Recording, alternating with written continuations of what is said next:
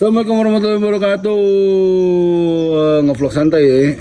Pak Kiai ngegoblok-goblokin Ahmad Dhani. Apakah Ahmad Dhani itu pantas digoblokin ataukah Pak Kiai ini yang terlalu berlebihan?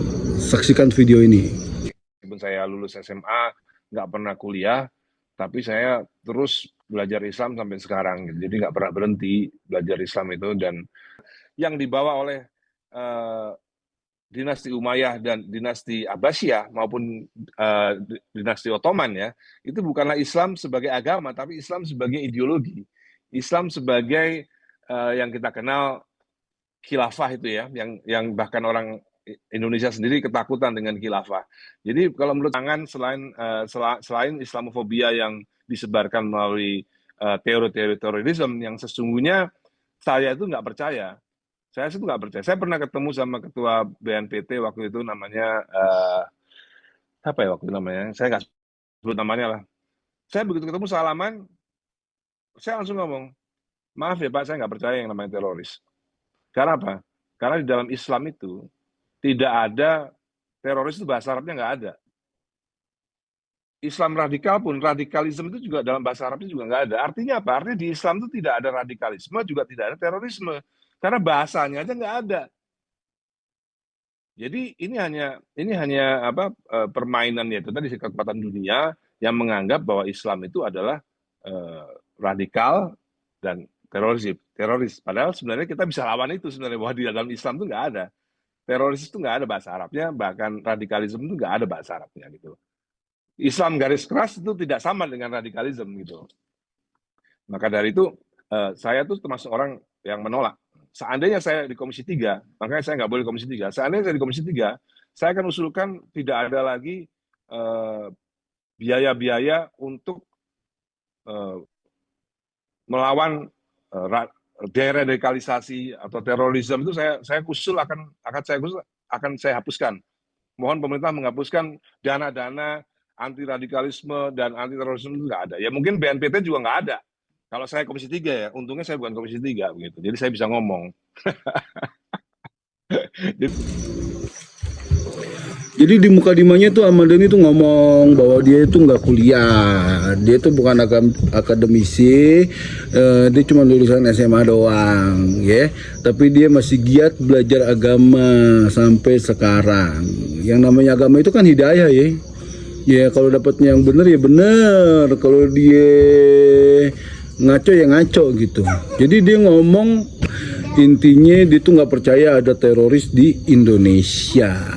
Dia berarti nggak percaya tuh ada teroris yang namanya Dr. Azhari, ada teroris yang namanya Nurdin Eptop, yang ledakin sono, yang ledakin sini. Terus dia juga ngomong katanya nggak ada di Islam itu teroris radikal. Ya iyalah itu kan bahasa Inggris, bahasa Islam mana ada teroris, mana ada radikal. Cuman di Islam itu ada yang namanya khawaris, ada yang namanya ini. Dan dia juga ngomong Islamofobia. Biang kerok Islamofobia di Indonesia itu ya CS-nya dia, Rizik Syihab itu yang dikit-dikit ngegerebek orang, persekusi orang lagi kebaktian diiniin. Terus waktu di Ketapang tuh dia malam-malamnya lagi tablik akbar, pagi-paginya kerusuhan, banyak orang timur tuh yang meninggal di sono. Akhirnya terjadilah kerusuhan Ambon lagi, akhirnya ini lagi, akhirnya itu lagi. Akhirnya orang-orang nggak usah orang luar ya, orang Islam sendiri tuh ngelihat orang Islam kayak gitu tuh Islamofobia juga. Kok Islam yang kayak begini kok beda ya sama Islam yang diceritain nih, beda ya sama Islamnya Rasulullah ya. Rasulullah aja waktu perang itu tuh ya ngomong kan nih, jangan ngeledek Tuhan lain, jangan ngancurin rumah ibadah orang lain, jangan ngebunuh perempuan, jangan ngebunuh anak kecil, jangan nebang pohon. Ini gila jauh banget. Itu yang bikin Islamofobia itu tuh kelompok-kelompok Habib itu. Dan dia bilang yang men-setting Islamofobia adalah Amerika. Ya benar, Amerika. Agennya siapa? Ya itu Habib Unyil, Habib Pesek. Kemarin ketahuan kan 3 tahun yang lalu tentu FPI itu bagian jihadnya pengen bikin bom ini itu apa segala macem. Sekarang bisa BNPT diberhentiin, bisa BIN diberhentiin, bisa banget. Tapi kalau kondisi masyarakatnya itu kondusif, selama ada penjahat Habib itu berkeliaran, penjahat Wahabi itu berkeliaran di tanah Indonesia, kagak bisa. Sekarang kalau nyawa udah melayang itu tuh lebih dari duit berapa triliun pun, ini yang di cover, ini yang di backup, ini yang nggak boleh gitu loh. Jadi kalau misalnya pengen bikin statement itu masih untung ya, Pak Kiai itu ngatain dia goblok. Kalau gue mau bilang super goblok gitu ya, logikanya tuh kagak ada.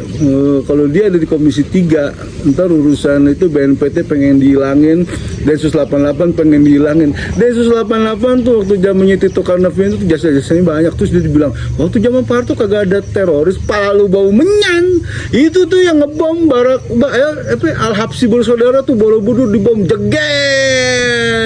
Zamannya siapa itu? Zamannya Pak Harto.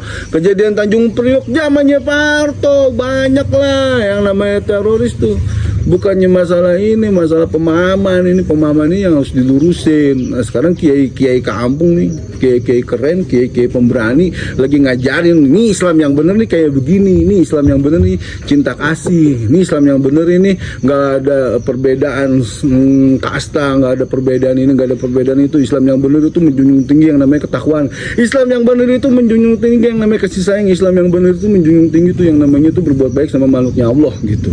Karena umatnya ini yang kayak begini. Ya sekarang Densus 88 terus BNPT apa segala macam ya otomatis kan mensupport kegiatan kiai keren ini gitu loh. Terus kiai keren ini nih sebenarnya terbalik ya, bukannya BNPT yang mensupport kiai keren ini. Kiai keren ini Gus Fuad, Kiai Mat yang lain-lain, dia itu yang mensupport BNPT, dia yang mensupport Densus 88.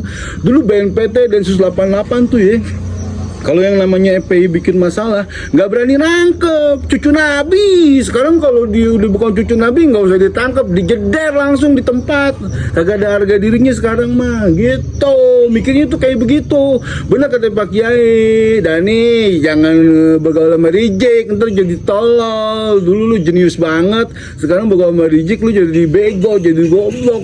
Kalau lebih dari goblok apa gue nggak tahu deh. Cuman ya logikanya tuh kayak gitu. Kemarin juga dia ngomong, kalau bisa kita jangan naturalisasi, ambil gen-gennya orang-orang naturalisasi luar dikawinin sama orang-orang di Indonesia, nanti anaknya bakal jadi pemain hebat. Itu kan logika terbelakang. Gue bilang sampai Bu Susi Pujias tuh aja ketawa, sampai ayam gue kalau ngedenger juga tuh ketawa gitu.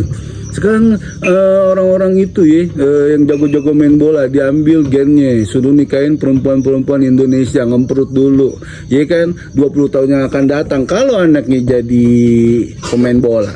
Kalau anaknya jadi penjahat ngeribet-ribetin negara gua aja ya. Harusnya itu kayak begitu, berpikir secara logikanya. Jadi emang banyak kecacatan logika. Ya wajar lah orang dia kagak kuliah kan. Dia sendiri ngomong bahwa dia nggak kuliah, dia cuma SMA tapi dia masih belajar agama. Mungkin benar kata Pak Kiai, balik lagi tuh ke habitat yang dulu tuh, ke Gus Dur gitu. Sekarang lah Pak Kiai. Yaudah gitu ya dari gua Bang Jani. Assalamualaikum warahmatullahi wabarakatuh.